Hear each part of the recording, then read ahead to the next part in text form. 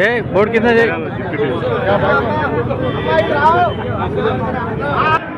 జై తెలంగాణ రుణమాఫీ చేయాలి 100% ఎటువంటి ఆంక్షలు లేకుండా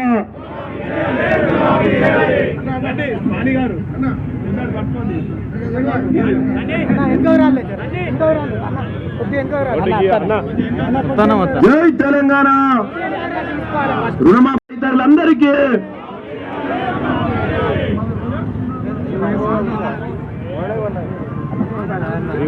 అందుకే వెనుక జరుగుతుంది 100% రుణమాఫీని వెంటనే చేయాలి 100% తెలంగాణ రైతులకు రుణమాఫీని వెంటనే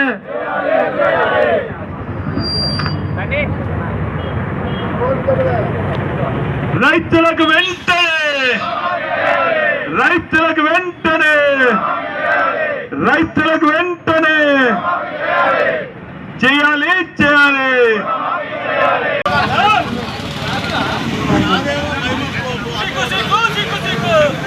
జై తెలంగాణ రైతులకు రుణమాఫీని వెంటనే 100% రుణమాఫీని వెంటనే 100% రైతులకు రుణమాఫీని వెంటనే 100% రుణమాఫీ రైతులకు వెంటనే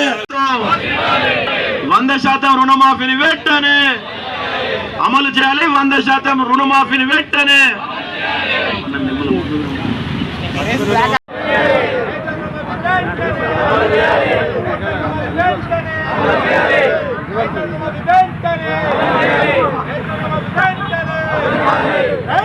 కూర్చో కూర్చో కూర్చోవాలి రైతు లేనిదే రాజ్యం లేదు రైతు లేనిదే రాజ్యం లేదు రైతులకు ఎలాంటి హామీ లేకుండా రుణమాఫీని వెంటనే రైతు లేనిదే రాజ్యం లేదు రైతు లేనిదే రాజ్యం లేదు రైతు లేనిదే రాజ్యం లేదు జై తెలంగాణ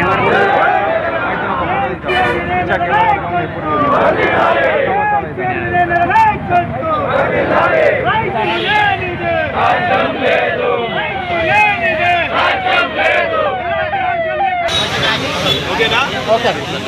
గత సంవత్సరం గత సార్వత్రిక ఎన్నికల్లో అధికారంలోకి రావాలని చెప్పి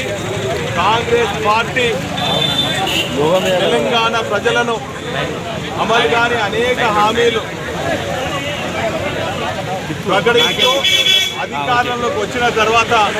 ఏ ఒక్క వర్గాన్ని కూడా పట్టించుకోకపోవడం చాలా బాధాకరం. ప్రజలందరూ కూడా ఆందోళన చెందుతున్నారు. ప్రత్యేకించి చెప్పాలంటే రైతే రాజుగా చేయాలని తలంపుతోని తెలంగాణ రాష్ట్రంలో వ్యవసాయం దండుగ కాదు పండుగ నిరూపించినటువంటి కేసీఆర్ గారు బీఆర్ఎస్ పార్టీ ప్రభుత్వం రైతుల హామీలను నెరవేర్చాలనే ఉద్దేశంతో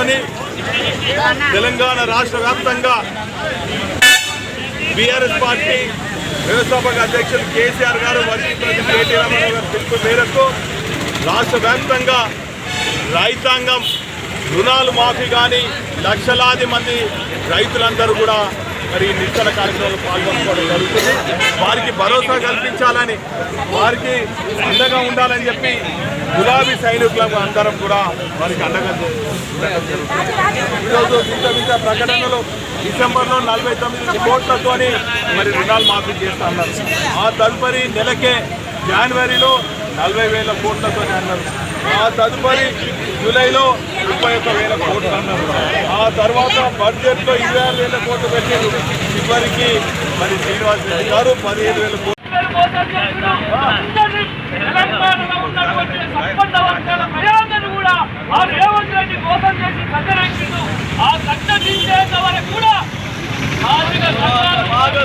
వెంటనే అమలు చేయాలి 100% రుణమాఫీని వెంటనే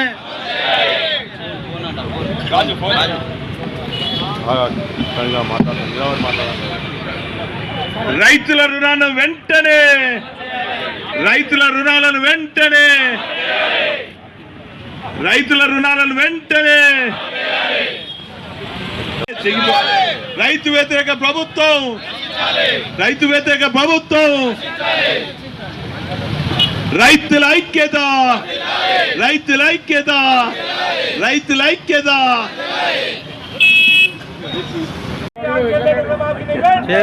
ఇప్పుడు ఈ కార్యక్రమాన్ని ఉద్దేశించి పెగడపల్లి ప్రాథమిక వ్యవసాయ సహకార సంఘం వైస్ చైర్మన్ కుమార్ యాదవ్ గారు ఈ ధర్నా కార్యక్రమంలో మన నగర